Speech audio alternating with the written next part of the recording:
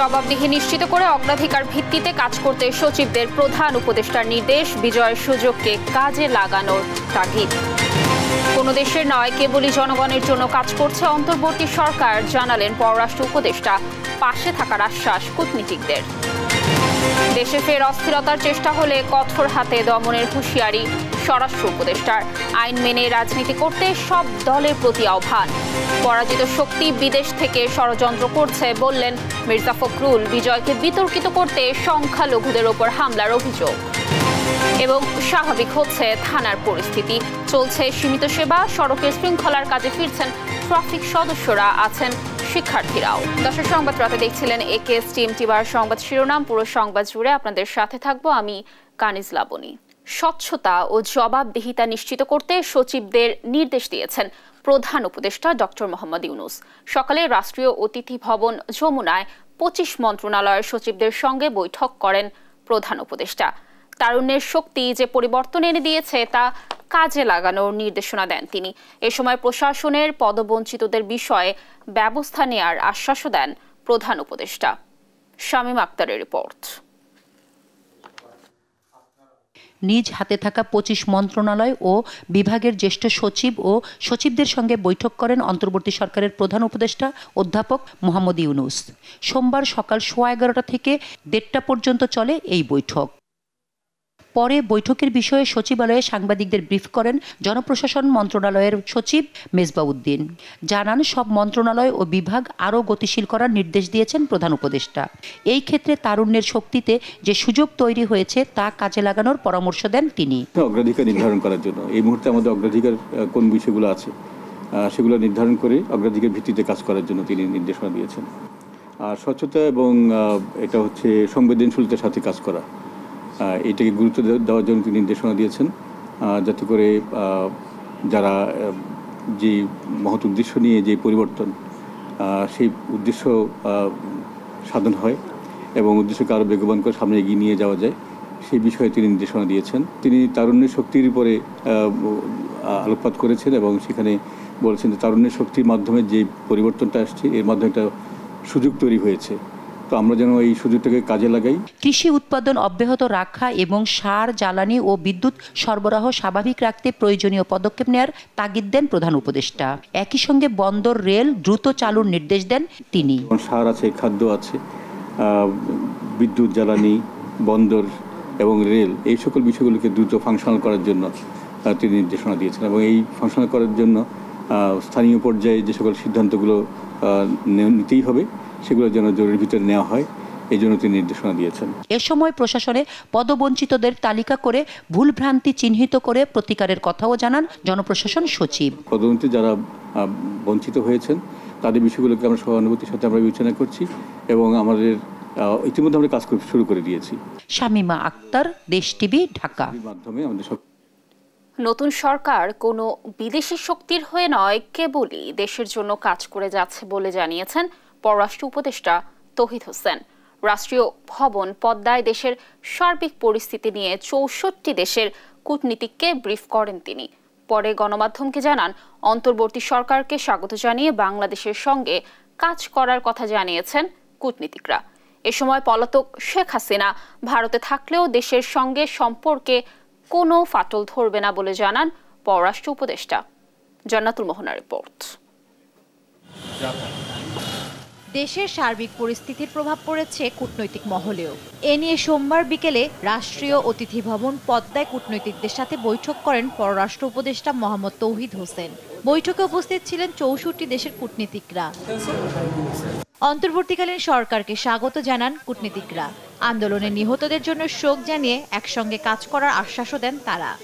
We welcome the formation of this interim government. Our policy is to have friendly relations with all the people of Bangladesh. They will now listen to the voice of the young people. And my deepest condolence to the people who sacrificed their life. বৈঠক শেষে পররাষ্ট্র উপদেষ্টা জানান, অন্তর্বর্তী সরকার কেবলই দেশের জন্য কাজ করে যাচ্ছেন। বিভিন্ন দেশের সাথে করা চুক্তি বাস্তবায়নে দেশের স্বার্থ অগ্রাধিকার পাবে বলেও জানান তিনি। যে কমিটমেন্ট বাংলাদেশ করেছে সেই কমিটমেন্ট অবশ্যই আমাদেরকে রক্ষা করতে হবে। তারপরেও আমরা তো চেষ্টা করবো যে আমাদের স্বার্থ যাতে আরও এগিয়ে যায় সেটা আমরা সবসময় চেষ্টা করি। যেখানে আমরা মনে করবো যে এখানে আমাদের স্বার্থ কিছুটা বিঘ্নিত হয়েছে অথবা যে অ্যাডিকুয়েটলি আমাদের স্বার্থ দেখা হয় না, সেখানে আমরা অবশ্যই চেষ্টা করবো সেটা। শেখ হাসিনা ভারতে থাকলেও বাংলাদেশ ভারত দ্বিপক্ষীয় সম্পর্কে ফাটল ধরবে না বলেও জানান উপদেষ্টা। উনি ওখানে একজন যদি কোনো এক দেশে গিয়ে থাকে তাতে করে সেই দেশের সাথে সম্পর্ক নষ্ট হবে কেন? তাতে কোনো কারণ নেই, তাই না? বাইলেটারাল সম্পর্ক অনেক বড় বিষয়, এটা স্বার্থের সম্পর্ক। বন্ধুত্বটাও কিন্তু স্বার্থের জন্য, স্বার্থ বিকৃত হলে কিন্তু বন্ধুত্ব থাকে না। তো দুই পক্ষের স্বার্থ আছে, বাংলাদেশে ভারতের স্বার্থ আছে, ভারতে আমাদের স্বার্থ আছে, কাজে আমরা সেই স্বার্থকে ফলো করবো এবং আমাদের সুসম্পর্ক বজায় রাখার সবসময় চেষ্টা করতে হবে। ভারতীয় মিডিয়ার প্রোপাগান্ডার বিরুদ্ধে দেশের গণমাধ্যমকে সক্রিয় ভূমিকা রাখার আহ্বানও জানান পররাষ্ট্র উপদেষ্টা তৌহিদ হোসেন। এখন জান্নাতুল মোহনা, দেশ টিভি, ঢাকা। নতুন করে অস্থিরতার চেষ্টা কঠোর হাতে দমনের হুঁশিয়ারি দিয়েছেন স্বরাষ্ট্র উপদেষ্টা ডক্টর সাখাওয়াত হোসেন। ছাত্র জনতার আন্দোলন দমনে অবৈধ অস্ত্র ব্যবহারকারীদের অতি দ্রুত খুঁজে বের করারও হুঁশিয়ারি দেন তিনি। সকালে ঢাকার সিএমএইচে কোটা আন্দোলনের সময় সহিংসতায় আহত আনসার সদস্যদের দেখতে গিয়ে এসব কথা বলেন স্বরাষ্ট্র উপদেষ্টা। দর্শক আরো জানাচ্ছেন মাহমুদ হাসান। কোটা আন্দোলন ঘিরে সহিংসতায় আহত আনসার সদস্যদের দেখতে সোমবার সকালে সিএমএইচে যান অন্তর্বর্তীকালীন সরকারের স্বরাষ্ট্র উপদেষ্টা ব্রিগেডিয়ার জেনারেল অবসরপ্রাপ্ত ডক্টর সাখাওয়াত হোসেন। এ সময় আহত আনসার সদস্যদের শারীরিক অবস্থার খোঁজ খবর নেন তিনি। পরে সাংবাদিকদের সাথে কথা বলেন স্বরাষ্ট্র উপদেষ্টা। শুধু পুলিশের গুলিতে নয়, কোটা আন্দোলনে নিহতদের শরীরে অবৈধ অস্ত্রের বুলেটের অস্তিত্ব পাওয়া গেছে বলে জানান তিনি। জানান অবৈধ অস্ত্র ব্যবহারকারীদের অতি দ্রুত খুঁজে বের করা হবে। এরা কারা, কাদের হাতে এই রাইফেল, যেটা প্রহিবিটেড রাইফেল, কাদের হাতে এটা আসছে, এই এলাকাতে কে কারা দিচ্ছে। এখানে শটগানও আছে। এখানে আমি যে কজনের দেখলাম, আমাদের ডাক্তার সাহেব যেগুলো দেখালেন, এগুলো পুরো বুলেট 7.62। অবৈধ অস্ত্র 7 দিনের মধ্যে থানায় ফেরতের নির্দেশ দেন তিনি। তাদের হাতে এই আনঅথরাইজড ওয়েপন আছে, আগামী 7 দিনের মধ্যে তারা নির্দিষ্ট থানায় জমা দেবেন। যদি জমা না দেন তাহলে দুইটা চার্জ লাগবে। একটা হচ্ছে অবৈধ ওয়েপন, আর একটা হচ্ছে সরকারি নিষিদ্ধ ওয়েপন আপনাদের হাতে। সেটার জন্য আন্তর্জাতিক আদালতও যাওয়া যেতে পারে যে এটা কোথা থেকে পেয়েছেন। This is known as prohibited bore. কেউ দেশে অস্থিতিশীল পরিবেশ সৃষ্টি করতে চাইলে কঠোর হাতে দমনের হুঁশিয়ারি দেন স্বরাষ্ট্র উপদেষ্টা। মাহমুদ হাসান, দেশ টিভি, ঢাকা। নতুন নেতৃত্ব এনে আওয়ামী লীগকে পুনর্গঠনের আহ্বান জানিয়েছেন স্বরাষ্ট্র উপদেষ্টা ব্রিগেডিয়ার জেনারেল অবসরপ্রাপ্ত এম সাখাওয়াত হোসেন। তিনি বলেন, আইনের মধ্যে থেকেই সবাইকে রাজনীতি করতে হবে। ক্ষতিগ্রস্ত ধর্মীয় উপাসনালয় ও সংখ্যালঘুদের বাড়িঘরের তালিকা করে ক্ষতিপূরণ দেওয়ার কথা জানান ধর্ম উপদেষ্টা। এদিকে নিরাপত্তা বিবেচনায় রেখে প্রাথমিক বিদ্যালয় খোলা হবে বলে জানান প্রাথমিক ও গণশিক্ষা উপদেষ্টা। জান্নাতুল মোহনাকে সঙ্গে নিয়ে আরো জানাচ্ছেন ফখরুল ইসলাম। সচিবালয় নবগঠিত অন্তর্বর্তীকালীন সরকারের দ্বিতীয় কার্যদিবসে মন্ত্রণালয়ে আসেন বেশিরভাগ উপদেষ্টা। স্বরাষ্ট্র উপদেষ্টা ব্রিগেডিয়ার জেনারেল অবসরপ্রাপ্ত এম সাখাওয়াত হোসেন জানান, দেশে রাজনৈতিক দল নিষিদ্ধের উদ্দেশ্য শুধুই রাজনৈতিক স্বার্থ। এই সময় সব রাজনৈতিক দলকে গোছানোর আহ্বান জানান তিনি। যে কোনো দল, পলিটিক্যাল পার্টি ব্যান করা উইথ এ ব্যাড কালচার। আপনিও তাকে দিয়ে একে দিয়ে গন্ডগোল করাবেন, আমি আসতেছি, আমি যাব। আপনি আসবেন, আপনার দেশ আসেন না কেন, স্টপস ইউ। গন্ডগোল পাকাবার তো কোনো মানে হয় না। এই গন্ডগোল পাকায় তো লাভ হবে না, বরং লোকজন আরও খেপে উঠবে। দয়া করে আপনারা দেশকে অরাজকতার মধ্যে ঠেলবেন না, ইনক্লুডিং সদ্য বিদায় হওয়া পার্টি। আপনারা পার্টি গোছান, আমরা হোম মিনিস্ট্রি থেকে আপনাদেরকে হেল্প করব। ধর্ম উপদেষ্টা ডক্টর আফম খালিদ হোসেন জানান, সংখ্যালঘুদের পাশে আছে মন্ত্রণালয়। জানান, দুর্নীতিমুক্ত করে সুশাসন নিশ্চিত করাই অন্তর্বর্তী সরকারের লক্ষ্য। সংখ্যালঘু সম্প্রদায়ের পাশে ধর্ম মন্ত্রণালয় সবসময় আছে। ক্ষতিগ্রস্ত উপাসনালয় এবং যাদের বাড়িঘর বিনষ্ট হয়েছে, যাদের অন্যান্য ক্ষতি হয়েছে, তাদের তালিকা আমরা মন্ত্রণালয়ের মাধ্যমে সংগ্রহ করছি। ক্ষতিগ্রস্তদের আর্থিক সাহায্য আমরা কতটুকু করতে পারি সে বিষয়ে আমরা কালকে একটু সিদ্ধান্ত নেব। সচিবালয়ে নিজের প্রথম কার্যদিবসে প্রাথমিক ও গণশিক্ষা উপদেষ্টা বিধান রঞ্জন রায় জানান, নিরাপত্তা নিশ্চিত করে প্রাথমিক বিদ্যালয় খোলা হবে। সামগ্রিকভাবে একটা অস্থিরতা তৈরি হয়েছে, আর বাচ্চারা খুব ছোট, ফলে যদি অস্থিরতা না কমে সমস্যাগুলো থাকে তাহলে তো মানুষজন বাচ্চাদের স্কুলে পাঠাতেও আগ্রহ বোধ করে না। ডিক্লেয়ার দিলেই তো হয় না ব্যাপারটা, সেই জন্যই এই বিষয়টা ঠিক করে আমরা জানাবো। আর প্রথম কার্যদিবসে সচিবালয়ে এসে পার্বত্য চট্টগ্রাম বিষয়ক মন্ত্রণালয়ের উপদেষ্টা বলেন, পার্বত্য চট্টগ্রাম দেশের অর্থনীতিকে শক্তিশালী করতে ভূমিকা রাখবে। কনস্ট্রাকটিভ ইনক্লুসিভিটি যদি আমরা করে নিতে পারি চিটাগাং হিল টেক্সটাকে, দেখুন যে কি হয়। আমার খাগড়াছড়িতে যে পরিমাণ আম্রপালি উৎপাদন হয়, কই আমরা তো এগুলি ভ্যালুয়েশন করতে পারছি না। চিটাগাং হিল টেক্সকে আমি সব সময় চাই যে একটা ফ্লারিশিং কান্ট্রি এরিয়া, এবং ওটাকে আমরা সযত্নে লালিত করতে পারি, তাহলে মানুষের আয় বাড়বে, জীবিকা বাড়বে, এবং ওখানে এখন ওখানে আরও মানুষ গিয়ে তাদের লাইভলিহুডটাকে ডেভেলপ করতে পারবে। বৈষম্যহীনতা দূর করাই অন্তর্বর্তীকালীন সরকারের মূল লক্ষ্য বলেও জানান উপদেষ্টা সুপ্রদীপ চাকমা। ফখরুল ইসলাম, দেশ টিভি, ঢাকা। শহীদদের আত্মত্যাগের লক্ষ্যকে সামনে রেখে সবার অধিকার প্রতিষ্ঠায় কাজ করার প্রত্যয় জানিয়েছেন প্রধান বিচারপতি সৈয়দ রেফাত আহমেদ। বিচারক নিয়োগ প্রক্রিয়ায় বিধিমালা কঠোরভাবে মেনে চলা হবে। এদিকে অ্যাটর্নি জেনারেল বলেন, বিচার বিভাগে দীর্ঘদিনের সিন্ডিকেট ভাঙতে হবে। সাবরিনা মজুমদারের রিপোর্ট। অন্তর্বর্তী সরকারের প্রধান বিচারপতি হিসেবে নিয়োগ পেয়ে প্রথমবারের মতো এজলাসে আসেন সৈয়দ রেফাত আহমেদ। সংবর্ধনায় আইনজীবী ও আইন কর্মকর্তাদের পদচারণায় মুখর হয় আপিল বিভাগ।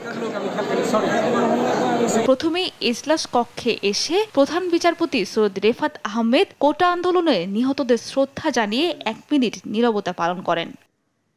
এ সময় প্রধান বিচারপতি বলেন, ছাত্র জনতার সীমাহীন আত্মত্যাগ, মহাজাগরণ ও অভ্যুত্থানের মাধ্যমে স্বাধীনতা অর্জিত হয়েছে। সততা, দক্ষতা ও নিষ্ঠার সঙ্গে অর্পিত দায়িত্ব পালন করবেন তিনি।